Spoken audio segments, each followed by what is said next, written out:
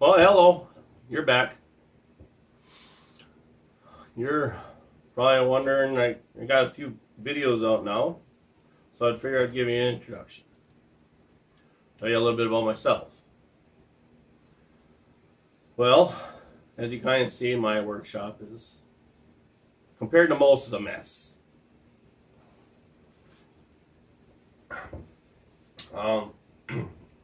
This is just a one-sided car garage, and I throw all my work stuff in here in the winter time.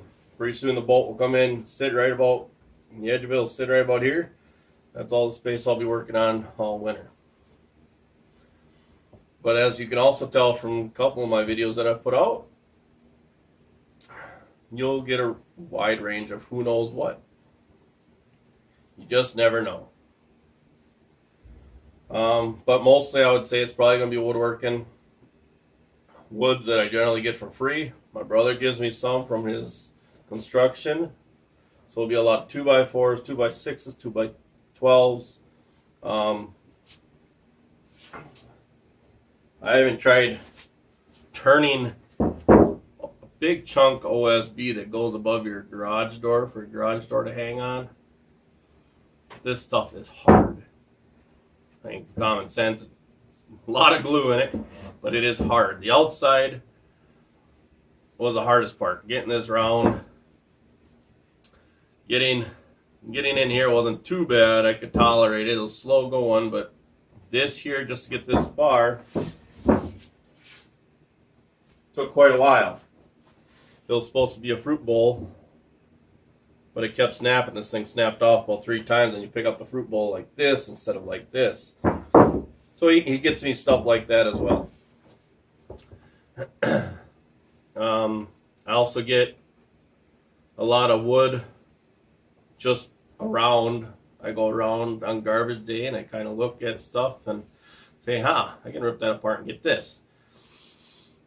I also keep my eye open on Craigslist and get wood from there.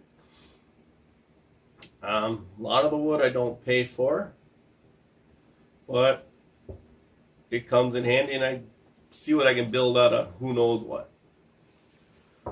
I also built, this is going to be one of the videos, I'm going to build another one of these. I guess it's called a dreidel.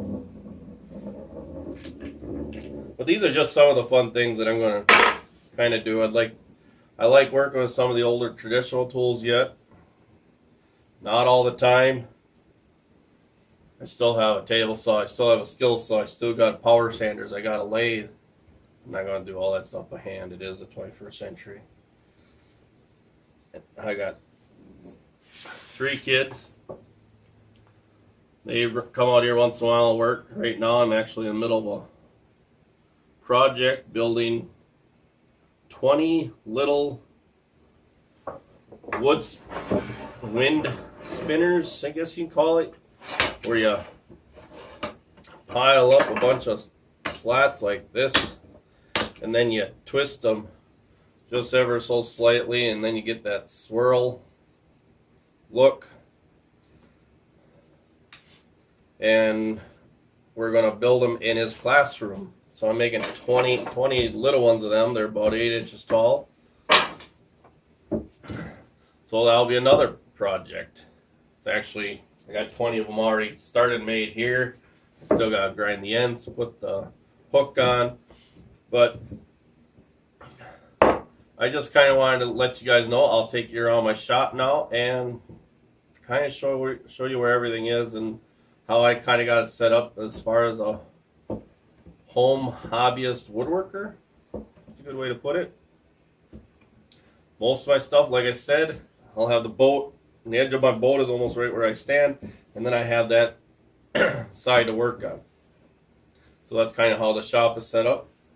So I got everything on that side. As you can see, I got a TV back here for when I'm doing sanding, a little hand sanding. Yesterday I turned it on when I was drilling 441 holes for the bolt to go through each one of these. And I didn't really watch it. I more listened to it. It's a movie I've seen 100 times, City Slickers. But it's just something to kind of fill in the background as I sit there and do a repetitive job over and over and over and over again. So let's show you around the shop.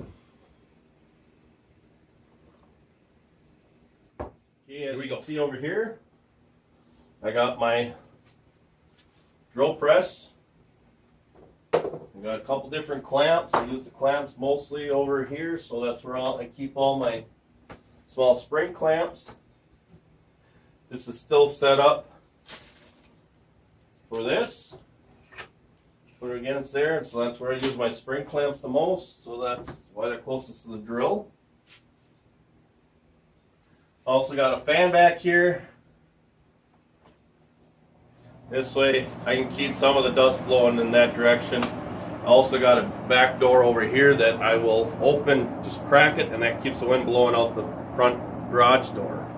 This way I don't collect a lot of dust in here. I do not have a filtration system in here, and it gets pretty dusty pretty quick, especially when you're running the sander or the ripping boards.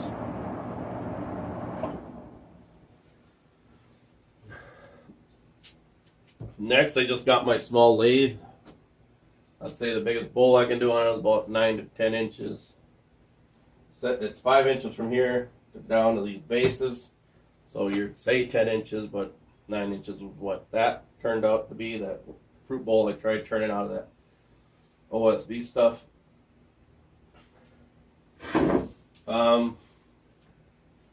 My central shop vac system. If you guys want to see more of that, leave a comment.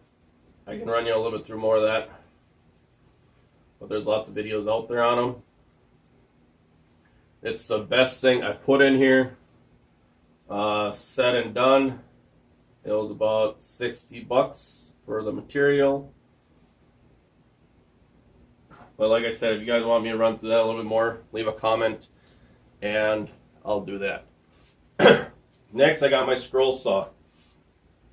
Now, the way I kind of set this up is the things I use the most are down on this end where it's open. The things I use the least are down on this end where it gets a little more cluttered.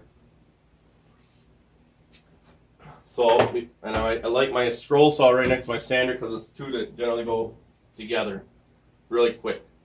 Something's on a lathe, you generally don't take it off of the lathe until you're done with the lathe. Drilling a hole, you go over there quick, you drill one hole, you move on.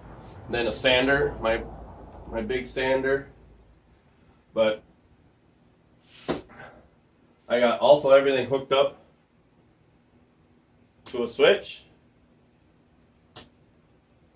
and I like having lights on them plugged in. This way, if I can always look out here from anywhere. If I'm coming home late at night and I can see the lights on, I know that switch is on, and I can come out here and shut it off. Now my sander, as you can see, my big hose is draped across here right now because I was doing a lot. I just got done cleaning up a lot of the mess from ripping all the boards for those wind spinners. Still got a pile of sticks over there actually. So this is still here, but that's all part of my central shop vac system. I can move this hose from over to over here when I'm working on the lathe. I can reach down to the ground. I can reach anywhere over here. I also got another 15-foot hose I can attach to this. It's a little smaller.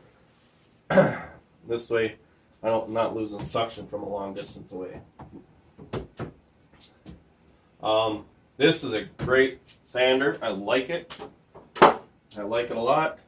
It accomplishes a lot for a small shop.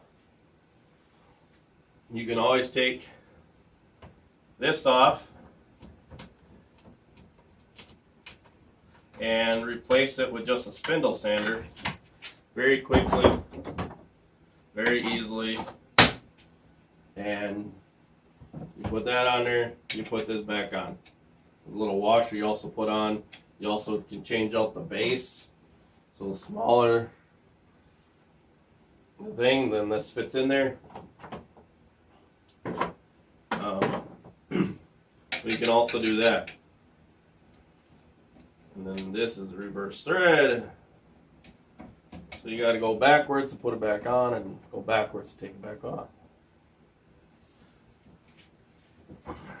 But again, you can see my central shop vac system just runs right into the back of this.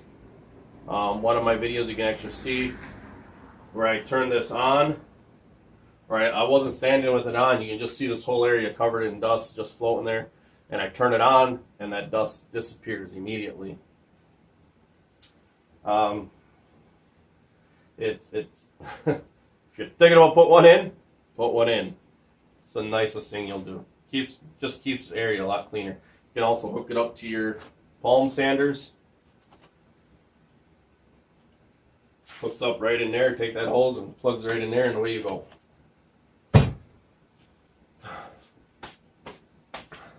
And then over here, this is where I'll also work on my kids' toys. If they need to be fixed, I'll bring them out here.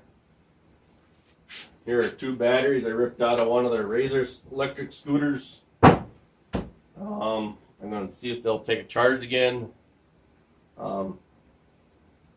See if I can get them to work right. And if they do, hopefully I'll get 2 spare batteries.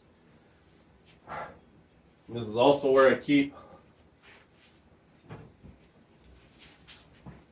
And get that out of the way so you guys can see that.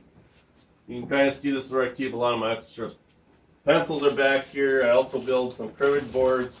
So this is where I keep my small pins. Keep extra pencils. Keep a knife. Small screwdrivers for who knows what you might need one for. Chisels. Foreign hands, I believe is what they're called. Basically a big flat rasp. You got your rat tail flasks, and then these. This one's a little easier to see. You got really coarse. You got, I'd say like a medium coarse maybe, and then a finer. And then you go finer yet with one of these smaller hand ones. This one actually has 4 different courses on it. I use this one the most. I keep my screws right here. Like I said, it's kind of a mess right now because I'm still actually working on those wooden spinny things, air spinners. I like keeping candle wax out here because I'll use it. Here's one that I've been using. I'll put it on the bottom of my hand planes. When I'm hand planing, it keeps things a whole lot easier and smoother as you're going. So this is where I'll put all that stuff together, clamp things together. And you also seen the table that I was sitting on at the beginning of the video. My chop saw, sliding compound miter saw will slide up there, or sit up there.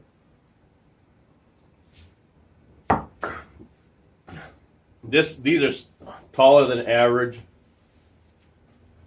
and boy, they're nice just to have this high. They're 42 inches high to the top of the sawhorse, and for a chop saw, it's great. I'm not down here crunching over, so it's really handy having them that tall. I have some of my scrap wood over there. I even got a little scrap bin there. I got really small scraps over there. Basically, I can stand here and I can almost go right to everything quickly. Anything against that wall of the garage I don't use. That's more yard work. I got my shovels and I believe it's called a Pulaski. It has an axe on one side and like a hoe on the other. Snow or leaf blower, a creeper for getting under the truck. That type of stuff. Not the non-woodworking stuff.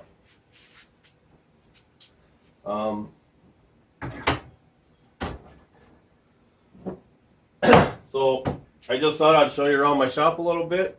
I'll show you just a small pan view of everything from that to this. Oh, I forgot, I got my table saw. sits right back in this corner. Not in use, or I can pull it out when in use. That gives me a hole. If I need to, I can cut a 16-foot board, 8-foot board very easily. Then I also got my small bandsaw, small belt sander, and way over in the corner you can kind of see underneath the chainsaw there, the pipe coming down to my central shop vac system.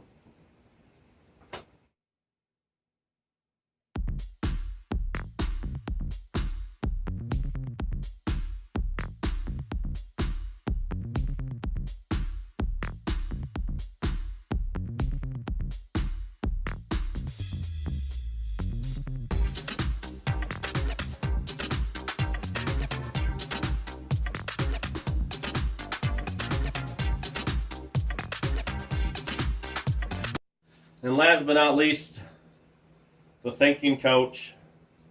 Not a lot of thinking goes on here. As you can see, it's always piled full of stuff.